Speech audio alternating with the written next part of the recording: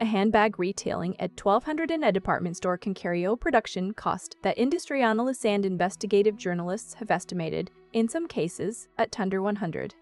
The leather may be corrected grain, sanded, buffed, and embossed to hide imperfections in a lower quality hide. The hardware may be corrected grain, sanded, buffed, and embossed to hide imperfections in a lower quality hide. The hardware may be zinc alloy finished to look like brass. The lining may be synthetic, and the country of origin label stitched neatly into the interior pocket may be a country the brand's marketing never mentions. The logo on the outside is real. The craftsmanship narrative surrounding it often is not. Luxury handbag markup is one of the most under-examined financial relationships in the premium consumer market. The brands control the pricing. The buyers rarely have access to the production data, and the gap between the two, in several of the most recognizable names in this category, is wider than most people who carry these bags have been told.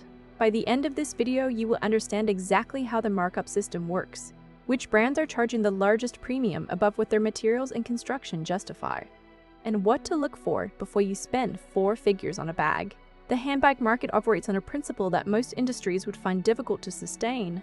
The more prominently a brand places its logo, the more aggressively it can price the product, regardless of what the product is made of. This is not a cynical interpretation. It is the documented operating model of several of the highest revenue names in this category. This audit examines 6 brands where the gap between marketing and material reality is significant enough to warrant scrutiny. It then identifies the construction standards and ownership structures that earn a price, because this channel's position has never been that luxury is impossible to justify. The position is that you deserve to know when a brand is selling you a story and when it is selling you a product. We move from the moderate markup cases to the most complete example of price to material disconnect on this list. Stay with this audit to the end. Michael Kors launched as a women's ready-to-wear label in 1981. The brand achieved global handbag recognition in the 2010s through aggressive wholesale expansion, department store floors, outlet malls, and international airport retail. By 2017, the Kors parent company had acquired Versace and Jimmy Choo, rebranding as Capri Holdings. That corporate structure matters for what follows. The Michael Kors Hamilton satchel retails at approximately $298,248. The marketing positions it as a refined American luxury product. The materials tell a more specific story. The leather used across a significant portion of the Michael Kors handbag line is what the industry classifies as corrected grain leather. This is cowhide that has been heavily sanded to remove surface imperfections, scratches, veins, insect marks, in hides that would not qualify as top grain. The sanded surface is then embossed with an artificial grain texture and finished with a polymer coating. It is technically leather. It does not behave like quality leather over time. It does not develop patina. Under stress, the coating can crack and separate in ways that full grain or top grain leather does not. The hardware on entry-tier Kors bags is frequently zinc alloy, a casting metal chosen for low manufacturing cost, plated to a gold or silver finish.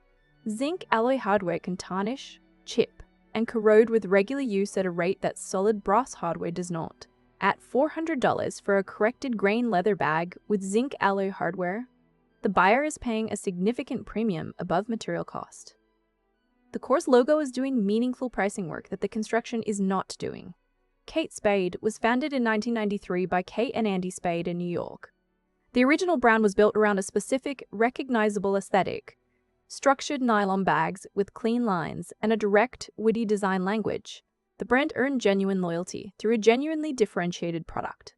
In 2017, Coach Inc. acquired Kate Spade for approximately $4 billion, rebranding the parent as Tapestry Inc. The acquisition delivered scale and distribution. It also delivered the pressures that accompany public company ownership, margin targets, quarterly reporting, and the imperative to expand production volume. The Kate Spade Knot satchel retails at approximately $278 to $398. The leather used across the mainline is predominantly Saffiano, a crosshatch embossed resin-coated finish applied to a split or corrected leather base. Saffiano is a popular finish in the accessible luxury tier because the coating is scratch-resistant and consistent in appearance, which makes quality control easier at higher production volumes. It is also a finish that masks the underlying leather grade entirely. A buyer cannot assess what is beneath the coating without specialized testing. The interior lining on the mainline Kate Spade bags is typically synthetic, polyester or nylon. The zipper pulls on several models are unmarked or carry the brand's own hardware label rather than a recognized zipper manufacturer. These are not failures. They are construction choices consistent with a price point and a production volume that requires cost management. The concern is not that Kate Spade is a bad product.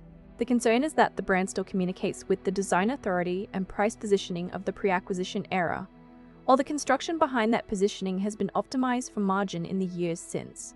The buyer paying $350 for a Kate Spade bag in 2026 is purchasing a product built to a different specification than the brand's reputation suggests. Coach was founded in 1941 in Manhattan Loft. The original product was glove-tan leather goods made by 6 artisans. That heritage is documented and specific. The brand spent decades building a genuine reputation for thick, full-grain leather construction at an accessible price point for American buyers who understood leather. Tapestry Inc. owns Coach, Kate Spade, and Stuart Weitzman. Coach is the largest revenue brand in a portfolio, which means it carries the largest pressure on margin management. The Coach Tabby bag retails at approximately $350 to $495. The brand still uses quality language in its marketing, refined American style, crafted with care. For a portion of the line, the Heritage Collection and select styles built with pebbled cowhide, the leather is genuine and reasonably well finished. For a significant portion of the main line, the construction is coated canvas, synthetic, or corrected grain leather at a price that implies more.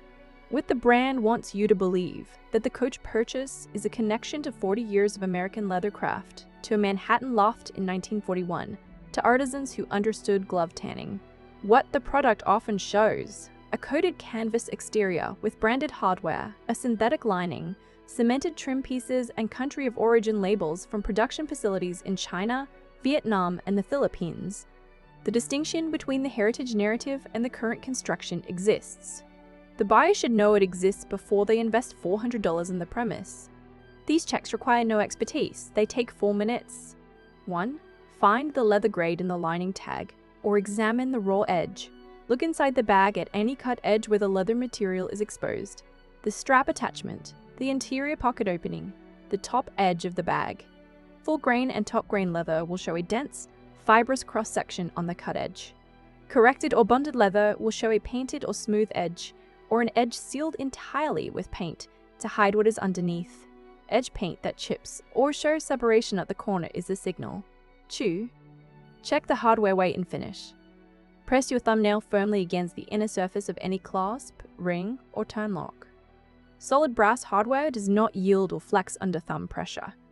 Zinc alloy hardware, which is significantly lighter and softer, may show minor compression marks or flex slightly.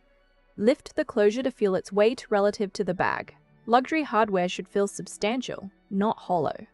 3. Identify the zipper manufacturer. Open every zip compartment and look at the zipper pull-in slider. YKK is the global standard for quality zippers, widely used in mid-tier and upper-tier construction. Riri is the Swiss manufacturer used by the highest tier of European luxury bags.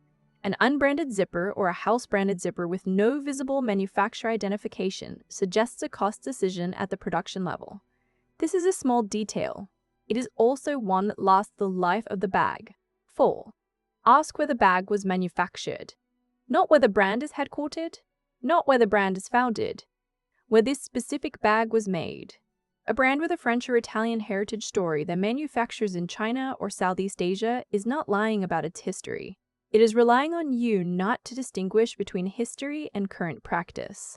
You have the right to make that distinction before purchase.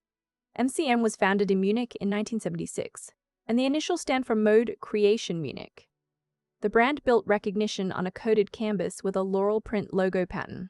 In 1997, a Korean fashion conglomerate, Songju Group, acquired MCM. The brand's production and creative operations moved substantially to South Korea and Asia.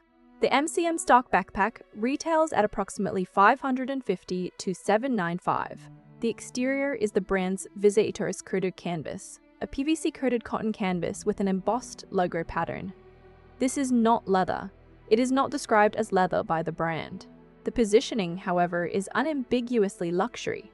The campaign imagery, the retail store architecture, the price point, all communicate a leather goods tier brand experience. The material is a coated fabric. The leather trim on MCM bags, handles, straps, and base panels is cowhide, and the finish quality is serviceable for the price range. The interior lining is typically textile, and the hardware is branded, but not from a recognized European hardware supplier.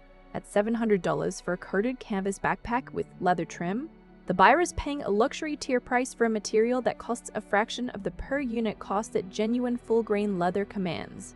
The Munich heritage, the Bavarian crest detailing, and the Laurel print are doing the pricing work. The canvas behind them is not. Gucci was founded in Florence in 1921 by Guccio Gucci as a leather goods and luggage shop.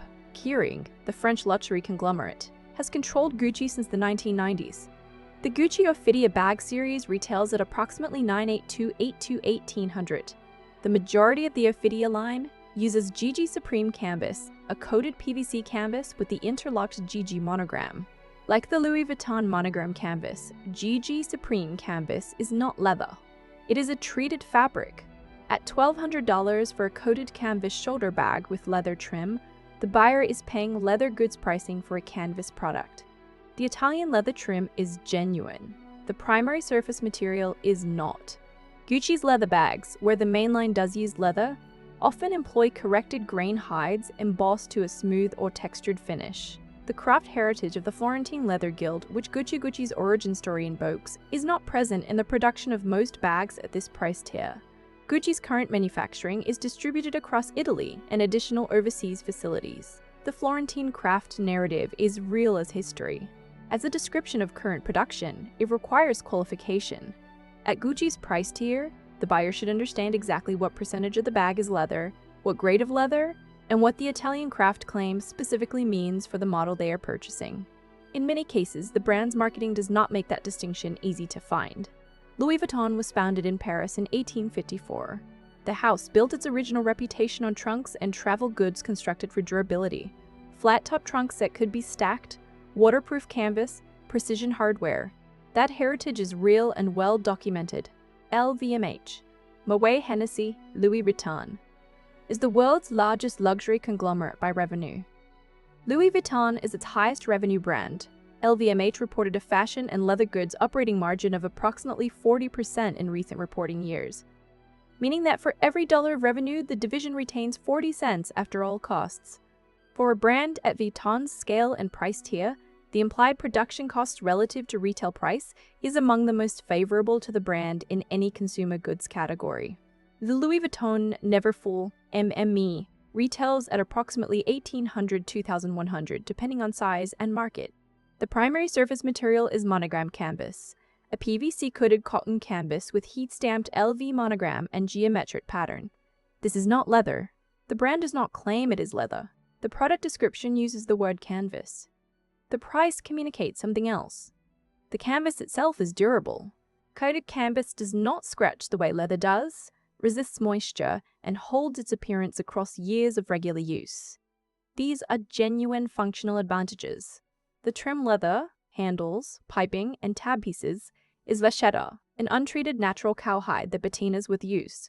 The vachetta is real leather of a genuine grade. The full price of the bag, however, is not a full leather price. It is a heritage price, a logo price, a brand position price.